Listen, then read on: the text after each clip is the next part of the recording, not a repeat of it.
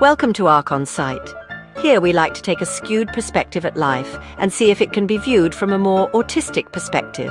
Please like, subscribe and share so we can continue to create more alternative viewpoints. If you agree, or are just like the many, please leave your comments below. Tap tap, you awake yet? Hey you, yeah, you. The one scrolling through life, thinking everything's normal, thinking you still live in a free market, a democracy, a world where your choices matter.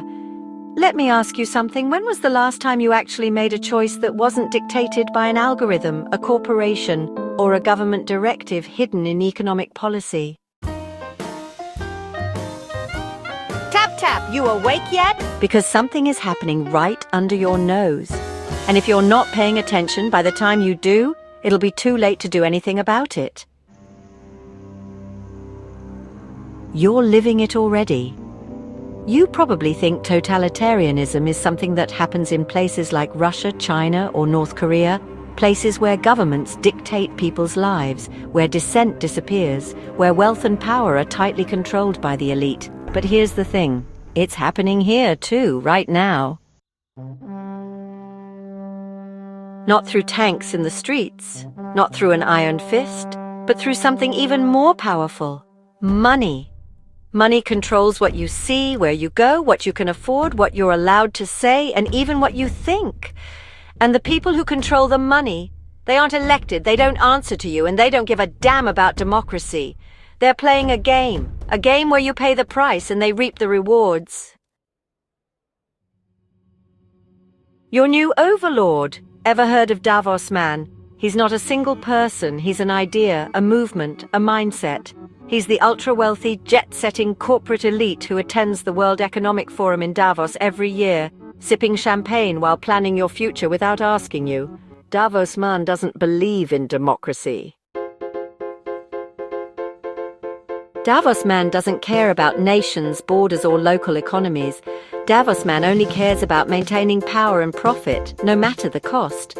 He tells you to own nothing and be happy while he buys up farmland, property, and infrastructure. He talks about climate change while flying in private jets and buying oceanside mansions. He warns about the dangers of misinformation while funding corporate censorship and algorithmic control of speech. And Davos Man?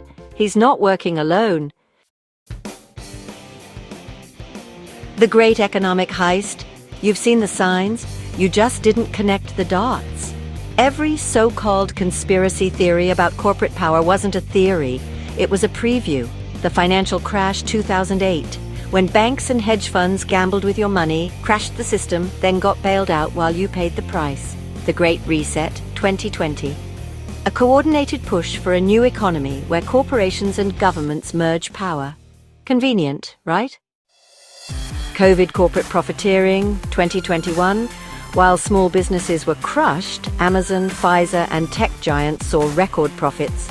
Fully integrated social credit system 2020, introduced by the Chinese, controlled people's financial, legal, public, and business behavior. But don't think for a second that Western elites aren't watching, and now, Ukraine is the next piece of the puzzle. Rare earth minerals this time. The Ukraine playbook, Europe funds, America profits. Take Ukraine. You've been told it's a battle for democracy, a fight against tyranny, a fight for the good, for the real people. And sure, on the surface it is. But what if the real fight isn't about freedom, but about control of resources? Rare earth minerals, the lithium triangle, space mining. Europe pours billions into Ukraine, more than the US in financial aid. Some estimates stand at $72 and $46 billion respectively. European countries take in millions of refugees, bearing the social and economic strain. But who gets the deals? Who secures Ukraine's future wealth? Not Europe. Not the ones footing the bill. The US does. American corporations are cutting exclusive deals for Ukraine's rare earth minerals. US energy firms are moving in, replacing Russian gas. American defense contractors are making billions off the war. Meanwhile, Europe is stuck with the long-term debt, the rebuilding costs, the economic fallout. Sound familiar? It should. This is how empires have always worked. The elite take the spoils while everyone else gets the scraps. Tap tap, you awake yet? What's coming? This isn't just about Ukraine. This is a blueprint for the future. A future where you won't need a dictator to tell you what to do because the economy will do it for them.